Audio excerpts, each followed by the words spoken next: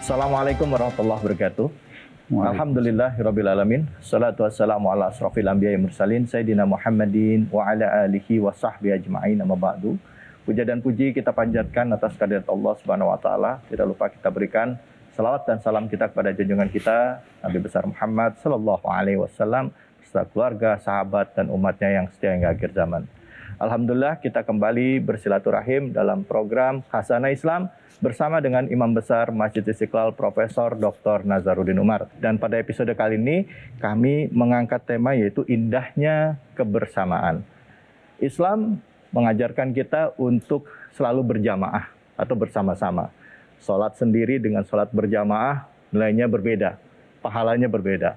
Bahkan Rasulullah SAW dalam beberapa hadis dikatakan sering mengajak sahabat-sahabat kalau makan itu jangan sendirian, kalau bisa juga harus bersama-sama. Nah, sekarang nilai kebersamaan ini bagaimana caranya kita terapkan di negara kita yang beragam, yang majemuk, ya, menerapkan kebersamaan di tengah Kebhinneka Tunggal Ikaan yang ada di Indonesia ini. Dan untuk membahas tema ini sudah hadir guru kita, Imam Besar Masjid Istiqlal Profesor Dr. Nazaruddin Umar. Assalamualaikum warahmatullahi wabarakatuh. Waalaikumsalam warahmatullahi wabarakatuh. Sehat ya, Prof? Alhamdulillah. Selamat datang Menko Polhukam, Profesor Dr. Mahfud MD yang sudah meluangkan waktunya hari ini. Terima kasih banyak, Prof.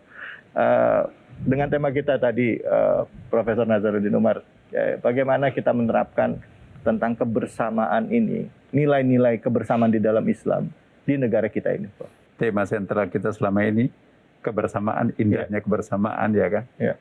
Nah, kalau kita pakai bahasa agama, indahnya kebersamaan, seperti yang diprologkan juga tadi Mas David, ya memang Rasulullah betul-betul bukan saja mengatakan, tapi mencontohkan. Ini yang perlu kita dalami ya. Rasulullah pernah bersabda, al-barakatuh fil jamaah.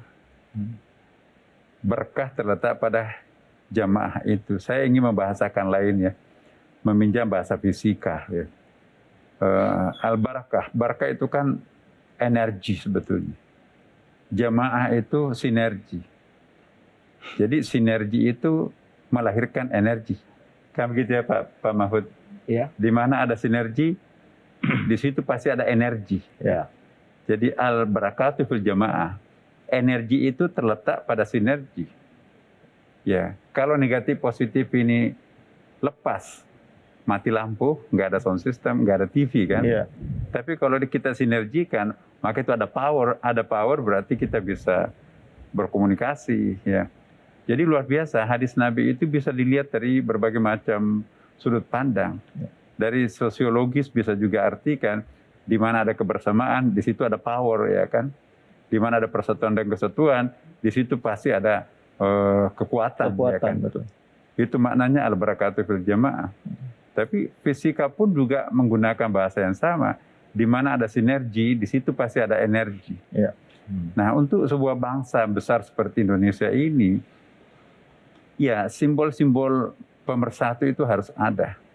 Saya sering mengatakan bahwa untuk masyarakat plural seperti ini, ya dengan meminjam bahasanya Pak Prof. Mahfud ya, pendekatan yang paling tepat itu adalah pendekatan sentripetal. Ini lagi-lagi bahasa fisika. Iya, bahasa fisika. Dalam fisika itu ada sentripetal, ada sentrifugal. Sentripetal itu pergerakan dari luar bermuara ke sebuah titik. Sedangkan sentrifugal pergerakan dari sebuah titik mencuar keluar, ya kan. Nah, untuk bangsa Indonesia kita perlu energi sentripetal.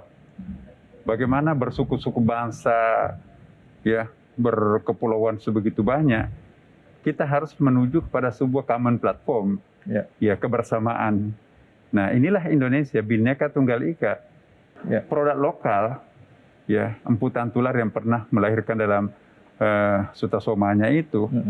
Tetapi maknanya itu sebetulnya sangat universal. Ini membuktikan bahwa humanity is only one, there is no colors.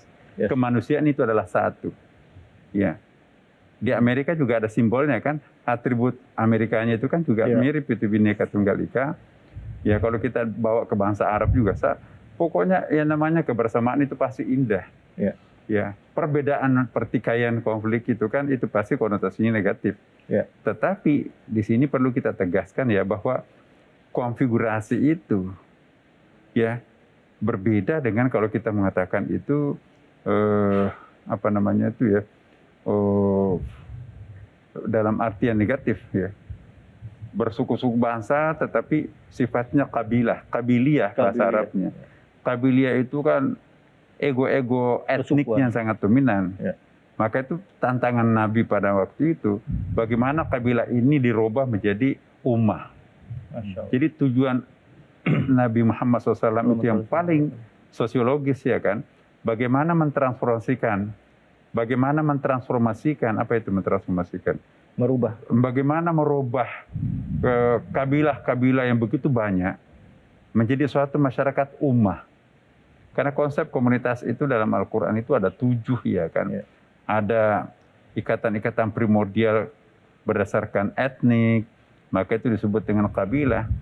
Ada ikatan-ikatan kemasyarakatan itu berdasarkan partai politik. Ya, ada ikatan primordial itu berdasarkan turunan darah ya. Itu tadi itu kabiliyah itu ya.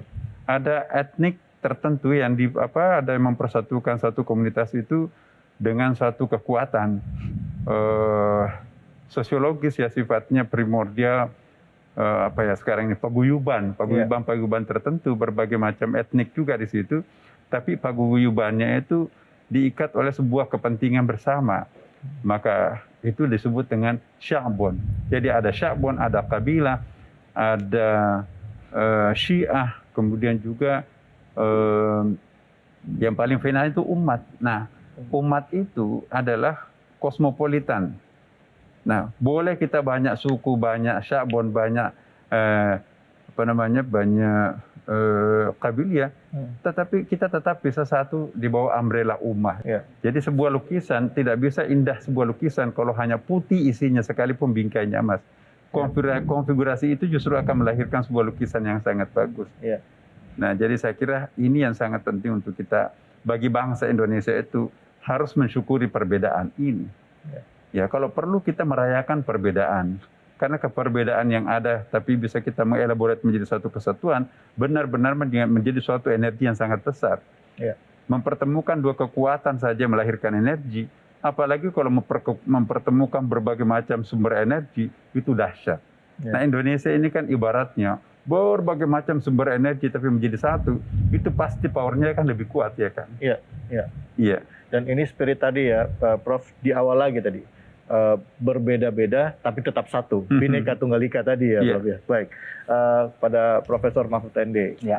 Sekarang Prof, kita lihat bahwa sudah ada pergeseran nilai. Indonesia kita kenal sebagai negara yang plural dan majemuk gitu ya, dan sering bergotong royong. Semakin ke sini, karakter anak-anak muda ini tidak sedikit yang individualistik. Gitu.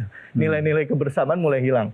Jangankan kita bicara dalam satu komunitas, di dalam rumah saja antara ayah, ibu, anak sibuk dengan gadgetnya sendiri-sendiri. Bagaimana memaknai kebersamaan di dalam era modern? Tapi nanti jawabnya ya Prof ya setelah yang ini. Tetaplah di Khazanah Islam bersama dengan Imam Besar Masjid Istiqlal Profesor Dr. Nazaruddin Umar. Sebagai bangsa tadi yang begitu besar dan bisa berhasil karena bersatu dan akan berhasil dan maju lagi karena kita bersatu, itulah yang harus kita pelihara.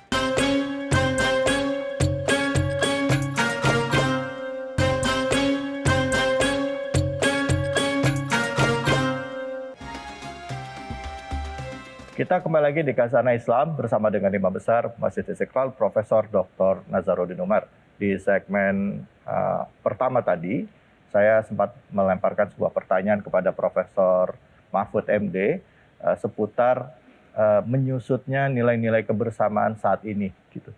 Kira-kira apa yang bisa kita lakukan ini, Prof? Saya ingin menekankan dulu tadi Prof. soal kebersatuan kita sebagai bangsa. Itu. Siap. Sungguh menakjubkan ya, karena begini, kita itu sebagai bangsa itu diikat atau mempersatukan sebanyak 17.504 pulau. Ya. Luar biasa kan? Ya. 7.504 pulau bersatu. Kemudian mempersatukan 1.360 suku. Ya. Ada suku Madura, Bugis, Padang, Minang. Batak, macam-macam. Itu seluruhnya ada daftar namanya tuh tiap suku. 1360, luar biasa kan. Kemudian 726 bahasa daerah bersatu dalam ikatan persaudaraan kebangsaan Indonesia. Nah ini yang harus kita jaga. Dan oleh sebab itu kita harus ingat bahwa kita itu harus menjaga persatuan dan kebersamaan karena kita maju dan sukses karena itu. Pada saat kita belum bersatu kita tidak dapat apa-apa. Tapi begitu bersatu, kita raih kemerdekaan itu, maka kita bisa maju seperti sekarang.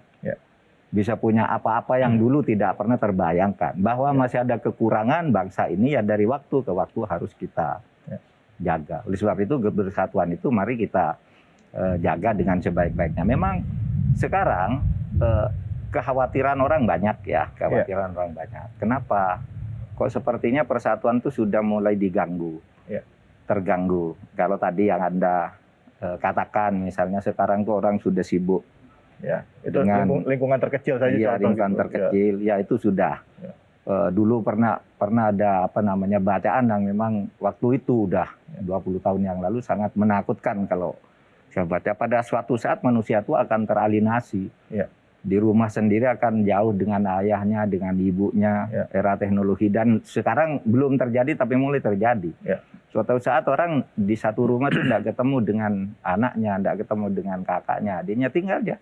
Saya perlu apa, pesan aja, datang makanan gitu ya pakai ini kan. Betul.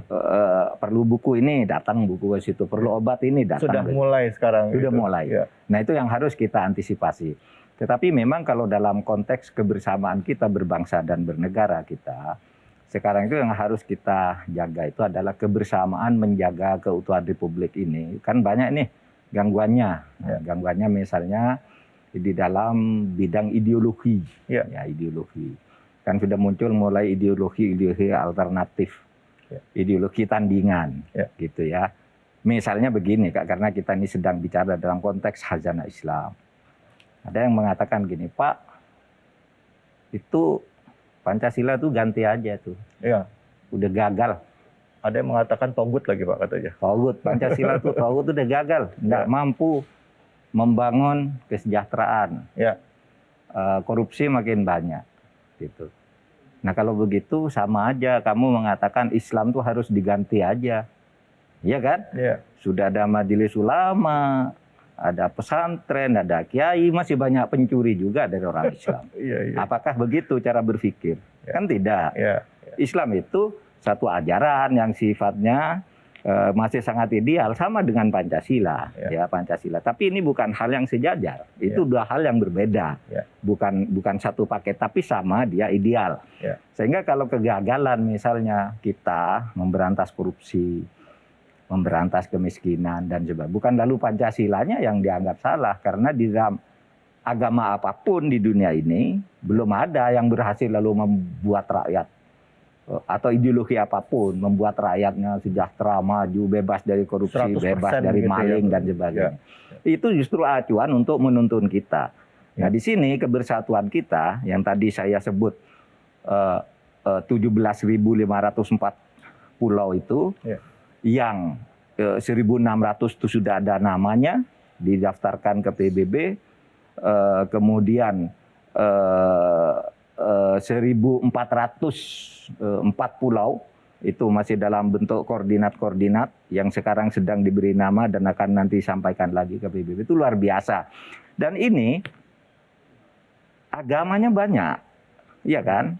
Kalau peraturan perundang-undangan itu menyebut, bukan mengesahkan ya, menyebut ada nama agama yang itu bukan agama resmi juga karena di undang-undang itu hanya disebutkan seperti misalnya agama-agama seperti Islam, Kristen, Katolik, Hindu, Buddha, Zoroaster, masih ada dan lain-lain, ada kata dan lain-lain gitu.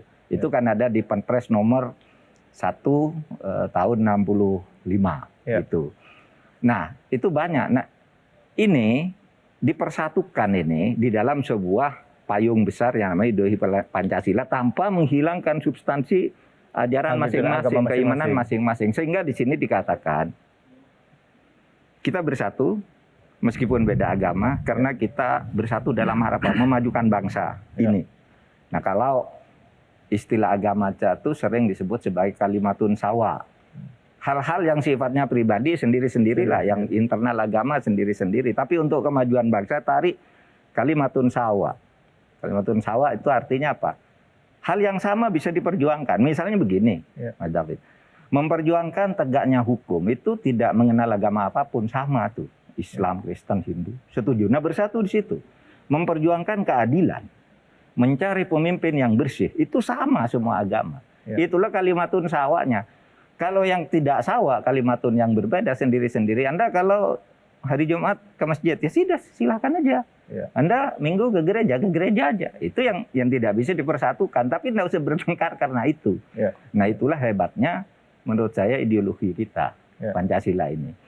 Jadi saya kira payung kita, pemersatu kita sebagai bangsa tadi yang begitu besar dan bisa berhasil karena bersatu, dan akan berhasil dan maju lagi karena kita bersatu, itulah yang harus kita pelihara sekarang bersama-sama. Baik, Masya Allah. Anda mau cari tanya caranya tadi ya, ya tentu pendidikan tentu pendidikan. Yang kedua, cara beragama yang inklusif, yang kalau Profesor Nazaruddin itu dulu memunculkan istilah yang kemudian populer itu moderasi beragama. Moderasi beragama. Ya, moderasi kita. Ya kita beragama baik, agama kita bagus, tetapi kita tahu orang lain juga punya agama yang harus diakui bahwa dia punya keyakinan yang tidak boleh diganggu kan gitu. Dia menghargai kita. Nah, dalam hal itu kita ketemu, tapi ada kalimatun sawanya tadi. Ayo kita bikin hukum yang seperti ini, pemilu yang seperti ini, pemerintahan yang seperti ini, hukum lingkungan yang seperti ini, atur bersama di kalimatun sawanya itu. Gitu. Yang urusan-urusan peribadatan, personal, internal agama itu silahkan atur sendiri. Nah, itu menurut saya indahnya kita itu. Dan kita pernah indah. Pernah indah hidup bersama seperti itu kan. Di politik kita bertengkar tuh. Di tahun 50-an misalnya pemilu, di konstituante, di apa, tapi di masyarakat sesudah keluar dari forum politik itu kita bersatu hebat. Merdeka, maju gitu. Itu Mas David. Baik Prof, terima kasih banyak ini Prof. Kita dapat pencerahan ya bahwa dalam perbedaan-perbedaan ini yang harus didahulukan adalah ya persamaannya dan semangat kebersamaan lewat konsensus bernegara ini kan Indonesia ini. Baik Prof, sekarang Profesor Nazarudin kita tahu bahwa Indonesia kita punya undang-undang yang menjamin kebebasan berpendapat. Di dalam Islam ada qul haqqu walau kana murran. Sampaikan walaupun itu pahit atau tidak nyaman lah buat orangnya. Nah, bagaimana kita bisa menyatakan kebenaran tanpa harus menyinggung orang lain? Ini sering menjadi isu, karena ini sering jadi senjata pada saat orang membuat sebuah statement, pernyataan entah itu di media sosial, buntut-buntutnya ada pro and cons, melaporkan ke polisi.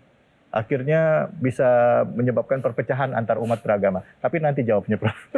Nanti Profesor Mahfud MD juga bisa sama-sama juga ikut menjawab pertanyaan ini. Tapi tetaplah di sini di Kasana Islam bersama dengan Imam Besar Masjid Istiqlal Profesor Dr. Nazaruddin Umar.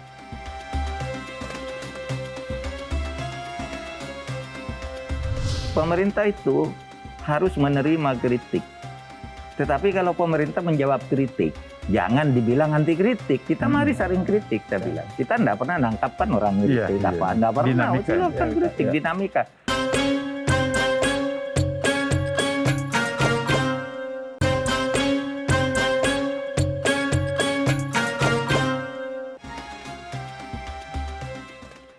Undang-undang menjamin kebebasan untuk mengutarakan pendapat secara lisan dan tulisan.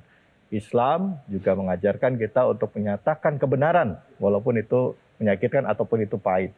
Nah, bagaimana kita bisa menyatakan pendapat kita atau menyampaikan kebenaran, tapi juga tidak sampai terjerat hukum atau menyebabkan perpecahan di kalangan umat. Silakan Prof. Tricky ini sebenarnya. Saya kira ini semakin menarik ini, Prof. Jadi sebelum saya menjawab ini kita menjawab lah. Saya ingin kembali tadi statement Mas David yang awal itu saya anggap sangat penting. Bro. Jadi Anda mensinyalir ada kelompok pesimistik dalam masyarakat bahwa persatuan mengalami semacam tantangan gitu ya. Kalau saya mohon maaf, mungkin saya agak termasuk orang yang beraliran optimistik ya. Siap. Kita harus membedakan antara krisis dengan pembengkakan kualitas umat nih. Ya. Dulu umat kita itu kan memang terbatas pengetahuannya. Sekarang kan cerdas-cerdas nih. Ya. Santrinya udah jadi menteri, Udah jadi menteri lagi kan. Jadi imam besar. Ini santri sekarang jadi diplomat, jadi jenderal, jadi konglomerat. Nah, jadi ada pembengkakan kualitasnya. Semakin berkualitas seseorang anak manusia itu kan semakin kritis. Semakin kritis suatu masyarakat itu kan semakin banyak dinamika. Harus kita bedakan antara dinamika dengan problem ya. Saya kok tidak merasa bahwa Indonesia ini mengalami ancaman atau krisis yang sangat mengkhawatirkan. Saya masih tetap bahwa Indonesia ini masih seperti dulu. Cuma masa depan datang lebih awal, mendahului kecepatan kita untuk menyiapkan diri, maka itu riak-riak itu muncul. Tapi saya sangat yakin ya dari Sabang sampai Merauke kita ini masih kita menjadi suatu bangsa yang sangat kokoh, yang sangat bersatu. Dinamika yang terjadi dalam masyarakat itu bukan ancaman yang dalam arti sangat membahayakan. Saya nggak tahu Profesor Mahfud ini kan beliau narasumber kita dalam hal ini. Jadi mungkin kita clearkan dulu ini, betul nggak kita harus pesimis dengan adanya teknologi modern seperti ini, apakah itu akan menjadi ancaman pemecah belah? Nah, negara-negara maju yang lebih maju sebelum kita itu kan juga buktinya tidak bercerai-berai dengan adanya teknologi baru ya kan? Nah, saya kira kita juga sebagai bangsa ya, yang besar sudah berpengalaman untuk menjadi bangsa yang bersatu. Tentu kalau hal-hal yang kecil yang sifatnya media seperti ini, tentu tidak harus diterjemahkan sebagai ancaman. Saya nggak tahu, Prof. Kita gitu ya, Prof ya. Iya sama. Jadi kalau media itu sendiri kan sebenarnya netral. Tetapi kita tidak mempersoalkan media itu kebebasan menyatakan pendapat, tulisan maupun dengan lisan itu dijamin sepenuhnya oleh undang-undang dasar kan gitu. Nah, persoalannya yang sering muncul itu, dan itu tidak terlalu mengancam, betul. Karena kadang-kala kan orang mengatakan, wah ini ada ancaman dari umat Islam, ideologi baru, khilafah misalnya. Itu kecil sekali itu, kecil sekali. Tidak dominan, tetapi tetap, makanya kita jawab. Saya bilang, pemerintah itu harus menerima kritik. Tetapi kalau pemerintah menjawab kritik, jangan dibilang anti kritik. Kita mari saling kritik, saya bilang. Kita tidak pernah nangkapkan orang kritik apa. Tidak pernah. Silakan kritik, dinamika. Tapi kalau misalnya saya menjawab, Anda salah gitu. Jangan bilang saya sebagai pemerintah anti kritik. Tidak. Di dalam masyarakat demokratis itu saling menjawab, saling menjelaskan. Itulah yang harus diperhatikan oleh kita semua. Adapun soal orang dilaporkan ke polisi dan sebagainya, itu memang kan orang melapor tuh menurut saya pertama tidak banyak ya dibandingkan dengan keseluruhan masyarakat yang besar. Di Indonesia itu taruhlah kalau Anda sekarang mendengarkan ada 5 polisi nakal misalnya hari ini. Di mana itu? Di Bekasi, di Medan, di Pontianak, di mana 5. Saudara tahu enggak berapa juta satker polisi pada hari yang sama? Ada yang di pasar, di mal, di sekolah, di jalan itu semua menjaga, nerima laporan. Itu di seluruh Indonesia itu jutaan. Hanya ada 5. Iya kan? Persentasenya kecil sekali. Tetapi itu tetap harus diterima sebagai kritik gitu. Karena di tengah masyarakat pun ketidakberesan tuh pasti banyak ada juga. Itu kan biasa saja dalam masyarakat.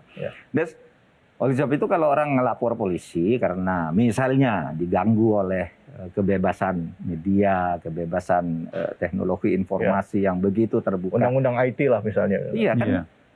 Ngelapor aja kan tidak apa-apa. Kan polisi nanti akan menghitung, hukum akan menghitung. Ini ada unsur deliknya enggak, ada mens rea enggak. Ya mens rea itu ada niat enggak gitu. Kemudian ada akto seriusnya enggak. Yang banyak itu akto seriusnya tidak jelas, mens rea-nya enggak ada. Gitu. Nah oleh sebab itu enggak apa-apa, kita berjalan aja hukum. Oleh sebab itu sekarang Prof. Nazar kita kan lagi merevisi Undang-Undang ITE. Lagi merevisi Undang-Undang ITE yang dulu Presiden mengatakan kok masyarakat punya kesan ya kalau ITE ini dijadikan alat diskriminasi. Kalau lawan ditangkap, kalau kawan dibiarkan. Ada kesan seperti itu. Ada kesan seperti itu. Presiden mendengar itu lalu cobalah dipelajari tuh Undang-Undang ITE. Ada bener enggak yang kayak gitu? Lalu muncul istilah pasal karet dan sebagainya. Presiden perintahkan perbaiki. agar kehidupan demokrasi jalan. Kita udah memperbaiki. Agar perbaikannya cepat dilakukan 2 tahap. Tahap pertama membuat SKB dulu. Ya. Jaksa Agung, Menkominfo dan polisi ini kriteria nih di awal. Ya. Ya. Tapi tahap kedua nanti undang-undang ini kan lama nih ceritanya. Ya. Ada yang setuju, ada yang tidak, ada yang main nakal dengan DPR misalnya. Sudah bagus nanti DPR-nya dibisiki lagi jangan setuju itu gitu. Rame lagi kan lama. Iyalah saya ini Pakai demo lagi. saya bekas anggota DPR, jadi saya tahu kesulitan membahas di DPR itu kadang-kala partainya sudah setuju di luar, nanti ada orang bisik kepada 2-3 orang, udah kamu ngomong gitu aja gitu. Bahkan dari zaman dulu dibayar juga udah ngomong gitu. Itu lama. Membuat undang-undang itu sudah bagus gitu, tolak katanya kan. Kita buat SKB dulu nih sebagai pedoman. Dalam rangka itu mengkanalisasi tadi orang-orang ngeritik agar tidak takut. Tetapi saya ingin katakan sekali lagi, kalau saya dikritik saya akan menjawab. Dan kalau saya menjawab jangan bilang saya anti kritik. Saya juga Anda kritik, masa saya tidak boleh ngeritik Anda dengan data yang mentah. Lalu mengecap macam-macam kan gitu. Mari aja kita saling kritik. Ini indahnya. Silakan Prof. Indahnya seorang ilmuwan jadi praktisi ya. Jadi wawasan kita itu luas, terbuka ya, kan? Jadi tidak menyembunyikan diri dalam tembok kampus dengan analisis yang sangat ideal. Nah, kembali kepada pertanyaan tadi ya, itu saya sepakat dengan Pak Mahfud bahwa kita dinamika itu tidak harus diartikan sebagai sebuah problem, ya kan? Malah itu justru ciri-ciri masyarakat demokrasi. Yang penting buat masyarakat kita bagaimana membiasakan diri hidup dalam sebuah perbedaan pendapat, ya kan. Jadi tidak mesti harus seragam pendapat kita. Ya. Jadi karena ada agree in disagreement, itu kan cara-cara Nabi sebetulnya itu. Kita sepakat dalam perbedaan. Nabi itu juga ada kata-kata Nabi itu menarik itu, antum a'lamu bimuri dunyakum. Nabi pun dibantah loh. Maaf Rasulullah. Oh, Anda lebih tahu urusan dunianya daripada aku. Masya Allah. Nabi loh. Padahal Nabi kan Rasul. Iya, ada divine knowledge-nya kan. Betul. Tapi karena demokratis dan juga karena dia betul-betul memberikan hak bicara terhadap warganya, umatnya, sahabatnya. Antum a'lamu bimuri dunyakum. Nah, kembali lagi tadi. Bagaimana mengatasi perbedaan yang ada tanpa menimbulkan problem ya. Jadi saya kira yang paling penting itu kriteria-kriteria kita dalam agama itu kan juga ada ya. Pertama la ikraha fiddin, jangan ada paksaan kehendak ya kan. Kemudian kita hanya menyampaikan apakah mereka itu akan terima atau tidak. Innaka la tahdi man ahbabta walakinallaha yahdi man yasha. Kalian tidak akan mungkin bisa memberikan petunjuk kepada orang yang paling dicintainya sekalipun Allah lah yang memberi petunjuk. Itu kata Quran. Nah, dalam menyampaikan pendapat, gagasan, menjawab kritik, ada kan metodologinya dalam Al-Quran. Uda'u ila sabili rabbika bil hikmah wal mau'idatil hasanah wajadilhum billati hi ahsan. Ya kan, Masya Allah. Ya, berikan mau'idah yang baik, ya kan. Kalaupun memang terpaksa harus ada dialog diskusi dengan yang santun. Nggak ada itu pintu untuk kamu boleh kurang ajar satu sama lain. Jadi dinamika itu perlu ada, tetapi kesantunan jangan kehilangan di situ itu kan. Nah, saya kira kalau kita memelihara keindonesiaan kita seperti ini, mau zaman berubah seperti apapun, keindonesiaan ini tetap utuh seperti ini, insya Allah jangan khawatir. Dinamika harus ada dalam masyarakat modern, tapi dinamika itu tidak boleh menjadi faktor yang bisa memecah belah antara satu sama lain. Nah, ini harus ada kriterianya. Jadi kalau untuk itu, hukum harus kuat. Nah, kalau tidak ada kekuatan hukum yang pasti, yang tegas, seperti tadi yang disampaikan Pak Prof. Mahfud, ya kekhawatiran itu memang bisa terjadi. Tapi saya yakin Indonesia bukan bangsa yang bodoh, bahkan menjadi bangsa yang semakin pintar ya kan. Kita nggak mungkin seperti dulu lagi. Taraf pendidikan kita itu kalangan inlanders itu sangat diskriminatif ya. Tapi sekarang kan siapapun bisa mengakses pendidikan. Siapapun bisa cerdas sekarang ini. Makin cerdas satu masyarakat pasti makin dinamis masyarakat itu. Makin dinamis masyarakat itu makin banyak hal-hal yang kelihatan oleh orang-orang ini bertengkar. Tapi di luar ruangan kan nggak ada masalah. Nah, inilah seninya berdemokrasi. Baik Prof. Ini pembahasan kita mulai naik kelas ini. Leverage. Prof, menarik tadi Prof mengatakan bahwa kita boleh berpendapat, tapi harus menyatakannya dengan baik. Terus juga berdebat juga dengan baik. Tapi ada loh Prof yang mengatakan bahwa netizen Indonesia itu termasuk yang tersadis di dunia. Pendapatnya itu sangat tidak santun. Ini netizen ya di media sosial. Nah, nanti kita akan bahas lebih dalam soal ini, dan juga ada sebuah pertanyaan yang nanti akan saya coba kaitkan juga dengan dengan tema kita. Tadi Prof menyinggung juga mengenai masalah demokrasi. Ada yang mengatakan bahwa di dalam Islam itu tidak ada demokrasi, adanya musyawarah. Nah, bagaimana pendapat guru-guru kita tentang ini?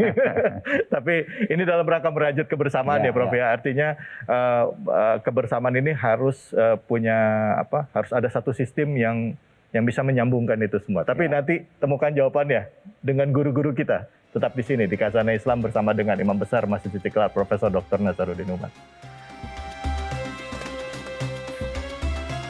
Mari kita menahan diri untuk tidak gampang terpengaruh, tidak gampang terpancing, apalagi kalau sesuatu itu bisa melemahkan kita sebagai warga bangsa.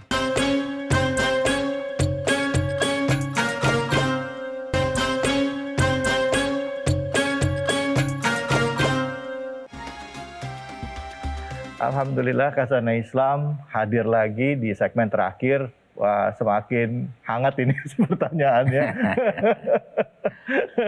Silakan, mungkin Profesor Mahfud MD bisa langsung menjawab. Iya, tentang demokrasi ya tadi. Jadi begini, kalau dalam Islam itu ada istilah musyawarah itu sebagai jiwa demokrasi, bahwa rakyat, anggota itu harus didengarkan.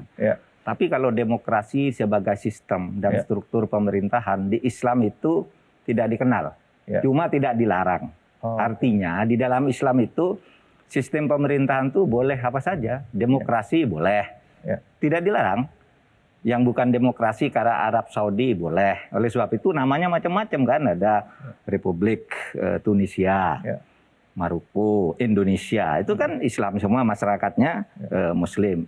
Nggak milihnya bentuk demokrasi, tapi ada Arab Saudi, Al-Mamlakah, kerajaan. Ada Uni Emirat Arab, Persatuan Para Amir.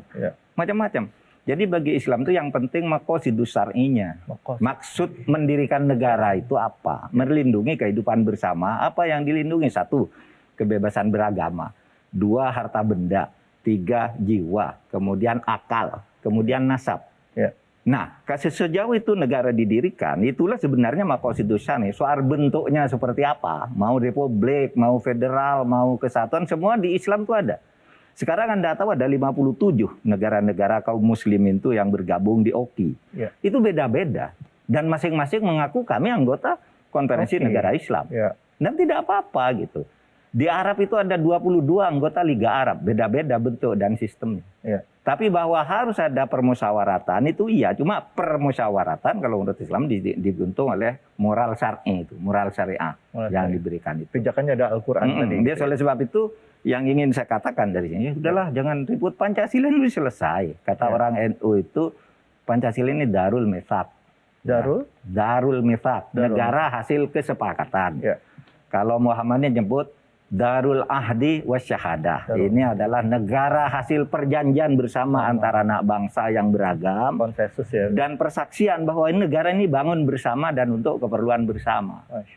Jadi itu saja. Jadi bagi saya mau demokrasi mau tidak, yang penting maqasidus syar'inya tadi, menjaga 5 hal tadi, kebebasan beragama kita kan dilindungi di sini semua. Dan Indonesia ada ya itu ya. Oh iya kan, kebebasan beragama. Kalau ada yang merasa beragama tidak bebas, lapor ke saya. Mumpung saya Menko Polhukam, di mana itu? Di mana itu orang beragama kok? Anda bisa lapor ke saya. Nanti saya tindak lanjuti bahwa itu tidak benar dan harus ditindak kalau ada orang melanggar kebebasan beragama. Ada kok di Indonesia. Gitu. Baik, terima kasih banyak. Silakan Profesor Nazaruddin Umar. Iya, saya sependapat juga dengan Prof Mahfud ya, bahwa Indonesia ini kita harus syukuri ya. Tapi kalau kita berangkatnya kepada kejernihan berpikir ya, kejernihan hati nurani, pasti kita akan bersyukur sebagai pemilik bangsa Indonesia ini. Cobalah bandingkan negara-negara. Ya, even itu menggunakan negara Islam. Ya, Prof. Kita nggak pakai negara Islam, negara Pancasila. Tapi Pak Mahfud paling banyak didatangi tamu-tamu luar negeri yang pakai negara Islam. Tapi belajar kok Indonesia paling aman. Coba kita lihat ya, Paling yang toleran ya sini. Iya, paling yang toleran. mengunjungi itu negara Islam gitu. Prof. Iya. Masya Allah. Negara Islami lah paling tidak. Iya, Masya Allah. Nah, jadi saya kira resep kita untuk menjadi sebuah warga bangsa Indonesia yang ideal ke depan ya. Pertama, saya kira kita harus mempertahankan sendi-sendi kebangsaan yang tadi persepakatan dasar kita itu ya. Nggak usahlah berpikir macam-macam bahwa kita harus bersyukuri sebagai suatu warga bangsa ini ya. Memang nggak ada yang sempurna. Ya, bangsa yang sempurna itu nanti di alam akhirat surga itu kan. Selama kita masih hidup di dunia ini pasti ada celahnya. Jangankan negara bangsa ya kan. Istri kita juga atau suami kita juga pasti punya kelemahan. Ya. Istilahnya bahasa hikmahnya itu. Satu orang kita bisa bicarakan kebaikannya satu hari nggak bisa. Nggak cukup. Tapi orang sama kita bisa juga bicarakan kelemahannya kalau kita tanya lawannya. Satu hari pun juga nggak cukup. Artinya apa?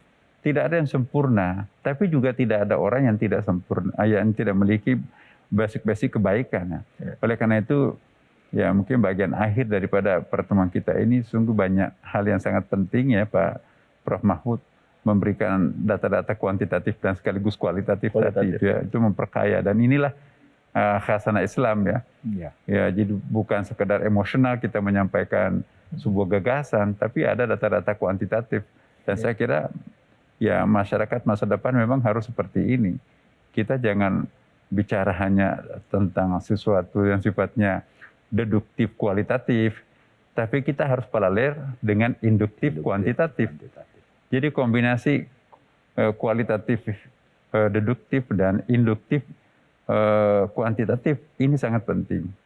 Dan saya kira apapun kapasitas kita sebagai tokoh umat beragama, tokoh agama ya, maupun sebagai tokoh pemerintahan, data-data kuantitatif itu sangat penting, tapi tidak boleh meninggalkan juga analisis kualitatif itu. Dan saya kira metro dan hasanah Islam inilah salah satu ciri kita ini, bahwa kita bukan asal bicara ya, tetapi kita bicara di atas data. Ya. Dan saya kira inilah yang kita harus biasakan dalam masyarakat kita, bicara dengan data. Ya. Karena kalau bicara hanya dengan perkiraan-perkiraan tanpa data-data yang sangat kuat, ya justru Quran itu kan banyak sekali itu ya. Wa qul lahum qawlan sadida. Katakanlah dengan data yang sangat valid ya kan. Kita jangan bicara data-data yang tidak valid. Itu penekanannya Quran itu qawlan sadida. Dan tidak cukup qawlan sadida, juga harus ada qawlan karima, bahasa yang sangat santun. Ya qawlan baligha, bahasa yang nyambung. Qawlan ma'rufah, bahasa yang penuh dengan kearifan ya kan. Ya, qawlan layinan, bahasa yang sangat jelas. Ya, jadi 7 konsep gaya bahasa Al-Quran sekaligus sosiologi Quran yang di bahasa komunikasi kita itu luar biasa ya. Dan sebetulnya realiti kita masyarakat Indonesia apapun agamanya sebetulnya menjalankan praktek-praktek ini. Kalau misalnya ada netizen mengatakan yang paling sadis, ya satu di antara berapa juta penduduk kita kan. Jadi tidak bisa dipakai sebagai generalisasi. Ya nggak bisa. Seorang yang berpikir wajar normal itu, jangan satu orang dijadikan representase untuk sekian ratus juta orang, enggak. Itu enggak benar, enggak ilmiah lah. Tapi itu pasti akan tidak didengar oleh orang. Orang sekarang ini sudah cerdas ya. Pasti mereka akan lebih mendengar dan menyimpan di hatinya siapa yang lengkap data kuantitatif dan pas dengan analisis kualitatifnya itu. Jadi inilah yang kita harapkan. Mari kita makin cerdas secara intelektual, tapi juga harus cerdas secara emosional, dan yang paling penting juga cerdas secara spiritual. Jadi 3 konsep kecerdasan ini itu juga kontribusi untuk menjadi sebuah bangsa besar. Insya Allah pasti kita akan menjadi suatu bangsa yang besar. Amin, ya. Kalau ketiga kecerdasan ini dijadikan menjadi satu kesatuan di dalam diri kita, dalam keluarga kita, dalam masyarakat berbangsa kita. Amin. Saya kira itu yang sering disampaikan Pak Prof. Mahfud ya kan. Iya. Oke. Prof, kira-kira ada yang mau ditambahkan, Prof. Mahfud? Sedikit saja. Jadi Indonesia sebagai negara yang inklusif ikut nilai-nilai Islam yang menyatakan bahwa keadilan itu bukan untuk satu pemeluk agama, tetapi untuk manusia. Di Al-Quran itu disebut wa idza hakamtum bainan nas antahkumu bil adl. Kalau kamu bertahkim di antara manusia, hendaknya kamu hukumi itu dengan adil. Tidak dikatakan bainal muslimin. Nah itu yang bisa merajut kita sebagai bangsa, bahwa kita memperlakukan orang yang berbeda suku, beda agama dengan cara menegakkan keadilan yang sama. Keadilan tanpa lihat agamanya. Iya, keadilan tanpa lihat agama. Ketika bicara adil, Allah itu tidak bicara kepada kaum muslimin, kepada manusia. Tadi bainan nas itu. Bainan nas. Bagus sekali. Gitu. Baik, Prof. Terima kasih banyak, Prof. Prof. Nazaruddin Umar, apa yang bisa kita simpulkan secara singkat dengan tema kita hari ini, Prof? Iya, pertama saya kira kita harus mempertahankan persatuan dan kesatuan kita sebagai warga bangsa. Mari kita menenggelamkan perbedaan yang ada, tapi mari kita lebih menekankan persamaan kita. Insya Allah persamaan kita jauh lebih kuat dan lebih banyak daripada perbedaan. Kalau ada pun perbedaan di antara kita, itu jadikanlah sebagai suatu konfigurasi yang akan lebih memperindah nuansa kebangsaan kita. Dan yang kedua, mari kita menahan diri untuk tidak gampang terpengaruh, tidak gampang terpancing. Apalagi kalau sesuatu itu bisa melemahkan kita sebagai warga bangsa. Apapun agama kita, apapun etnik kita, apapun daerah yang kita tinggali, mari kita lebih berpikir lebih jauh ke depan, bahwa jauh lebih menguntungkan kalau kita bersatu daripada menekankan perbedaan. Ini saya kira message yang paling penting buat kita semuanya. Terima kasih. Baik, alhamdulillah. Terima kasih banyak Profesor Dr. Nazaruddin Umar. Terima kasih banyak Profesor Dr. Mahfud MD yang sudah meluangkan waktunya pada kesempatan yang berbahagia di hari ini dengan tema bahasan yang kita angkat, sekaligus juga memberikan pertanyaan-pertanyaan yang umum yang sekarang ini menjadi pertanyaan umat Islam tentang keberagaman, tentang mengutarakan pendapat serta merajut perbedaan di dalam bernegara Indonesia ini. Semoga Allah Subhanahu wa taala memberikan keridhaan terhadap kita semuanya. Amin. Dan ini menjadi ladang amal kita serta kita menjaga kesatuan umat dan juga persatuan bangsa yang menjadi rahmat yang telah Allah berikan kepada kita semua. Saya David Salik, undur diri. Wabillahi taufiq wal hidayah. Assalamualaikum warahmatullahi wabarakatuh. Waalaikumsalam. Terima kasih. Terima kasih.